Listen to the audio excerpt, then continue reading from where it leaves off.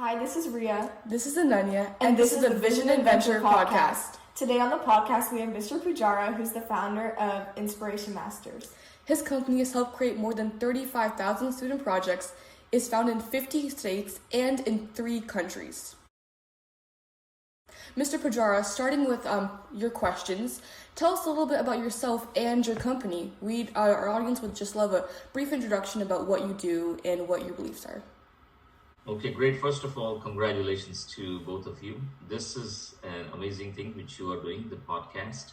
Thank you. I'm glad to be here and share the ideas and thoughts. Whatever the questions you have, feel free to ask.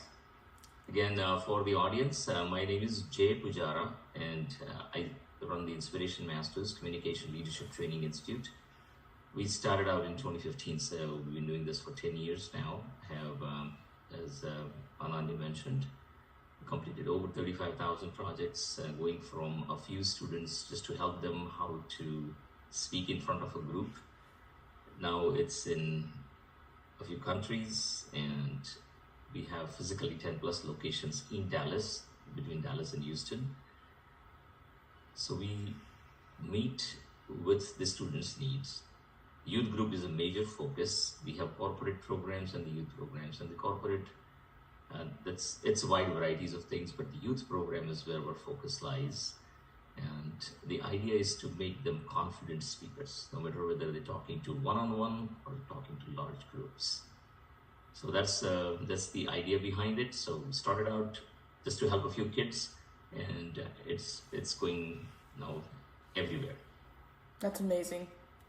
So kind of going into your company, your institute, why did you choose initially to coach public speaking out of any skill? What's led to your passion?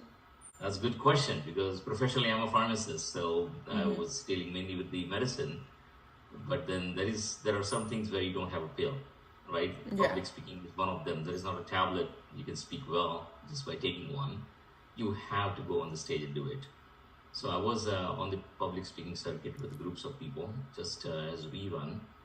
And someday somebody mentioned that, you could participate in a competition.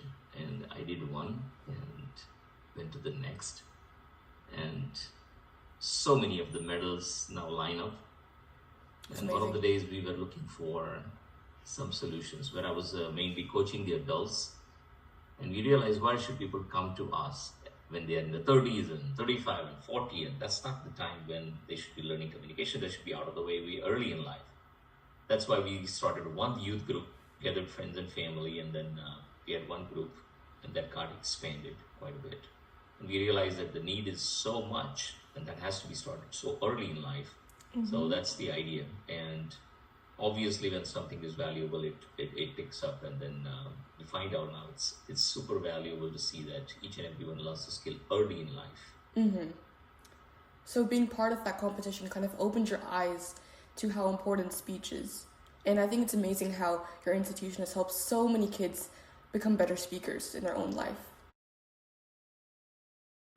Going into that, again, you've coached a plethora of students, and I'm sure through the coaching process, you've noticed some good things, some common mistakes, and feeding into that, what is the biggest or most prominent communication mistake you notice your students or just people in general making? Right. So that's a very good question, though. So we teach them in class too the same thing. A whole lot of time, people have a lot of content. They know what to say. And it goes all over the place. It's not very well organized. So they will be talking about one thing, talking about something which is not linked together, and then abruptly they stop. So that is what they learn in an environment where everyone is listening carefully, and they go in there, now let's go ahead and start finding out what is that's important to me, how are we going to organize it, what goes in first, what grabs the attention of my audience, what keeps them active and actively listening. And then you go start making your points, and finally you close with complete organization. You summarize what you said, you tell them what you told them, and then finally you tell them, okay, this was the purpose of it, and make it memorable, make it significant so that it stays with them and they can use it forever. So that's the major part. So the missing part is the first part is the content organization. The second part we focus on is to see that how are they presenting it? It's not just the content, but how is the presentation? Are they using active body language, the vocal variety, the facial expressions, all of those things they do on stage, and they get a review and feedback from the audience. So they know now what is it that I did which really worked, what are the things which did not work, and that is how their step by step the building process occurs. So the major thing which anyone is doing and what we notice from people, very young people, they have a lot to say, but organization and then presentation. So both of the things are very important. Yeah, so kind of summarizing that, I think what you're saying is that it's really important to engage your audience, and that can happen through having a concise speech that gets to the point, and also having like very engaging body language. Exactly, Yeah. That's right. And they have to practice it. These are skills, it's just like any other skill, right? If you go and take a piano lesson, doesn't make me a pianist. You're into art, Ananya, you know that. Ria has been onto the speaking circuit. She's been onto the large stage. She knows very well that doing it once doesn't help much, right? These are skills, so you have to practice it and practice it on a long-term basis to make it in a way where you design it, you go and execute it right way. So that's what the idea behind it is. Okay. So kind of going into that, obviously public speaking has a huge emphasis on confidence. You could be talking about anything, but if you're not confident and you're awkward, the audience is gonna know. So I'm sure a huge problem that you see with your students is that some of them might have great ideas and great things that they want to share, but they're just not confident. So what would you tell them if they were asking how can they sound confident even when they don't feel confident, so the audience doesn't know that Excellent. they're nervous? You've been there, done that. You know that, okay, how you feel when you go first time in front of the audience. It might be awkward, yeah. So that's possible.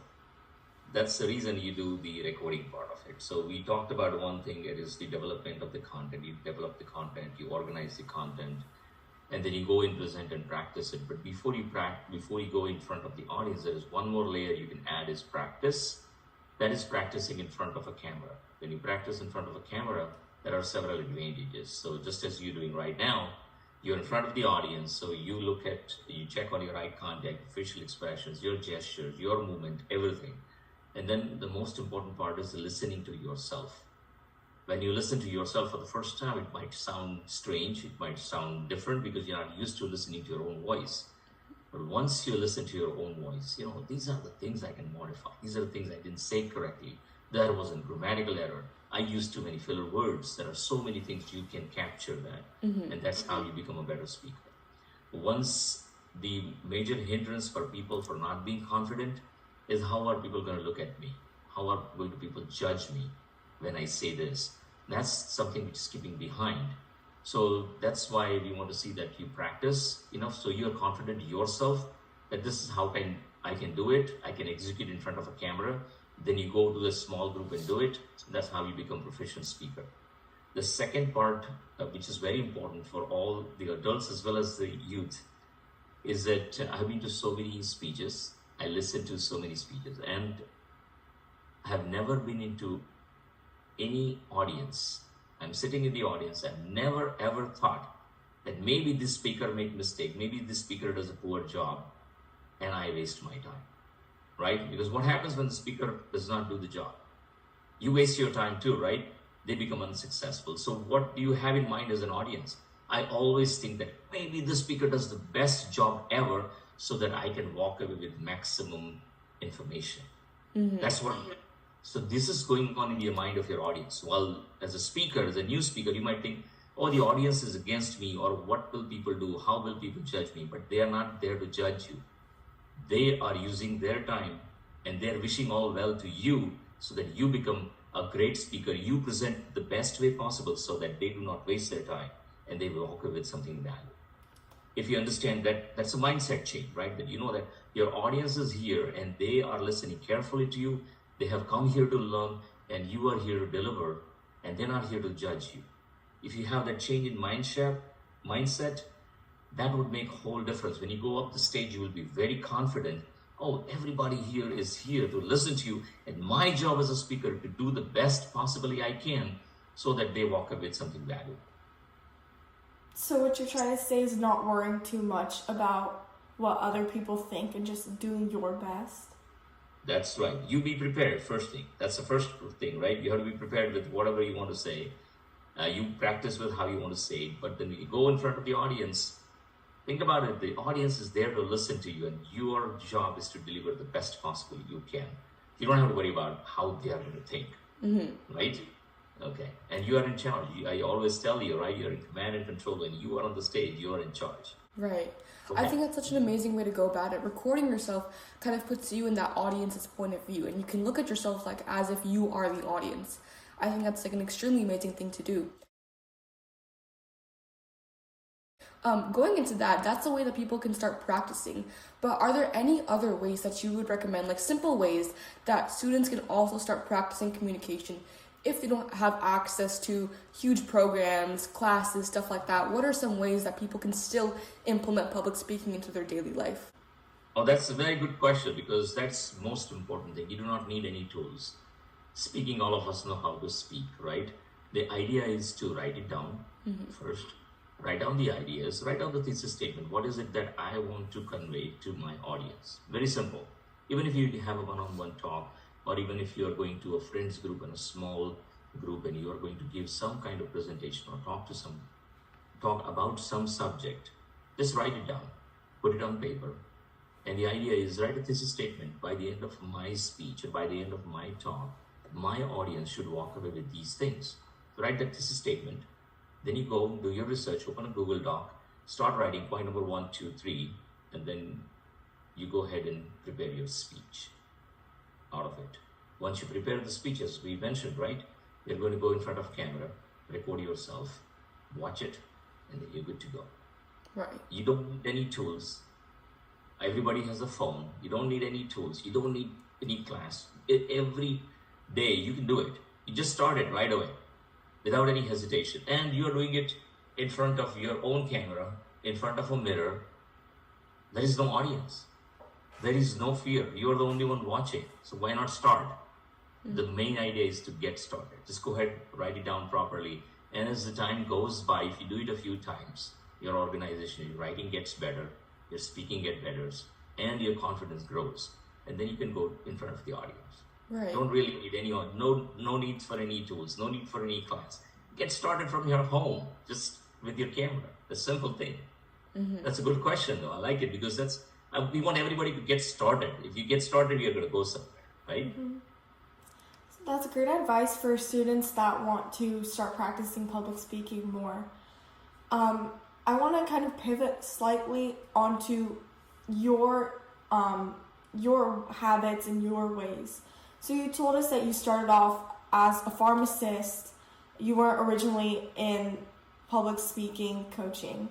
What is one habit that made you a better speaker? Well, that's a very good question. So that's, as I mentioned, right, for everyone to get started, first thing is you get started and then you keep on doing it. And I'm very fortunate. I'm always in front of the audience. Every week, so many times in a week, I'm in front of the live audience. So that always is just like a violinist or a pianist. They do practice even if they're not doing it. But for me, I don't even have a gap in between. I'm constantly in front of the audience. So I'm always learning. And I get a live feedback. And my audience is very sharp. They're very young. They do not hesitate on anything. So I get my feedback instant. So that's a big advantage. But for anyone, anywhere, as we mentioned, right, they can start from home. And the more exposure you get, the more people you can talk to, the more you're going to learn. But the idea is constantly keep on learning, becoming a learner. So we always talk, when I'm in my talks, I always say that for BIL or BIL, you must BIL.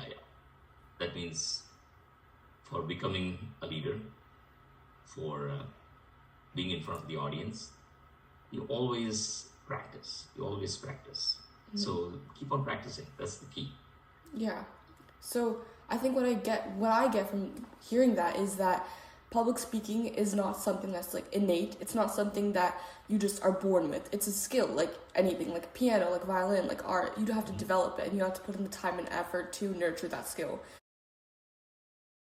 I think that's an amazing thing, and obviously seeing so many people do it would explain why it's so important. And going into its real world application and speech's importance, how has communication shaped your specific career opportunities, and how is it important to you?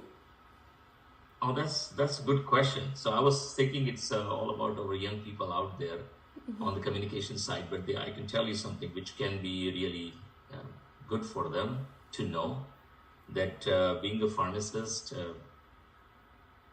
when I go out now and when I communicate with other pharmacists, other fellow practitioners, that is completely changing.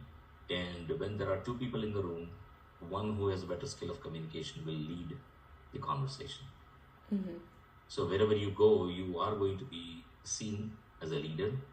People are looking to you to find out more things from you, and that is a key differentiator. Wherever you go out, people are looking at you as a leader, and that always keeps you up on your game. So you have to constantly keep on improving, and that enhances the quality of your life. And the communication, when I teach the adults in the corporate, it's not about the communication which you have at work. It's the communication you have with your friends, with your family, and with your loved ones, anybody you meet anywhere, wherever the conversation you have. That's a significant advantage when you are able to tell and express your thoughts. There are a lot of problems in the world, we know that, and they are because of people not being able to communicate what they really want to say. If you get good at communication, you solve a whole lot of problems. You would say that very high percentage of problems go away just by communicating well. And of course, all of you know that we have a lot of problems just because of miscommunication. What you said, the other person understood something else. What Ria said, Ananya said, oh, did she mean this one? But if Ria said it very clearly, that would help. That would not create any misunderstanding. So that's how it works. So you just the basic idea is that once you learn how to communicate well, it's a solution of majority of the problems.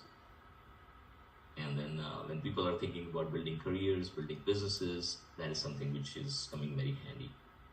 So that's a big advantage of it. Also, I get an opportunity to lead a whole lot of coaches along with this, and spread the word, make a difference. So that is a major advantage I have because of learning the communication skill. Yeah, that's amazing. I think it's wonderful how you talk about how no matter what your situation is, no matter where you are in the world, practicing communication can be something as simple as just going in your mirror and talking. And I think it's so important for our audience to understand that you don't need anything special. You just need motivation and discipline. And now we're kind of wrapping up our interview, and I think we have one last question for you. So, I think you already answered a little bit of this, but in a workplace or a group setting, why and how do strong communicators stand out? What do you notice about a strong communicator? Because public speaking has become a skill that amongst high schoolers, like we can see, it's becoming really common to learn, and it's becoming a really good skill. So how can you differentiate like a good communicator, a good speaker from a great one? Okay, excellent. That's a very good question. So first of all, I really like to congratulate you because you have dedicated your time, effort, and you came up with some great questions. That's definitely helping your listeners and viewers. So again, that's all is good lineup of question. I like that part. That's Thank excellent. So whenever you are in the audience or if you are the speaker, the most important thing as we talk about is that whatever you say, are they listening the same things? And there are two things which you do as a speaker is making your speech, making your content memorable so they remember for a long time. And second thing, when you see that people taking the stands, people taking the microphone are talking for a reason. they have a call to action. And when they have a call to action, if people are following that action, that means they're a good leader. The speech is not about how well they did it. You would watch a lot of TED Talks where the speakers are not the public speakers, they are not the trained speakers, but the level of content which they bring in, the ideas they bring in, the information they bring in, the authenticity they bring in, that is what turns their audience. That is what makes their audience do the things which they ask them to do. And that is the most important thing. You will know a speaker, and a whole lot of time we say that is content and presentation. Your content, if that is not great, after the presentation, people will come, oh Ria, oh Ananya, you did a great job. But what did they learn from it? Probably didn't walk away with anything. The great speeches were the great content and the great presentation. So you had excellent content, you got everything together, you organized it, you presented it well, but the main thing is, did they do anything with it after it? That's where you call the greatness. That's what you call an MLK, right? I have a dream, but are the people following the dreams? And so many years later, when you see that, that's been executed. Gandhi comes up and says a word, I want this nation to be free. What happens? He gets the nation free. So when you see that people who are giving the ideas, giving the information, presenting it, but then at the end of the day, if people are executing upon it, if they are producing results, that's what differentiates between good and a great speaker.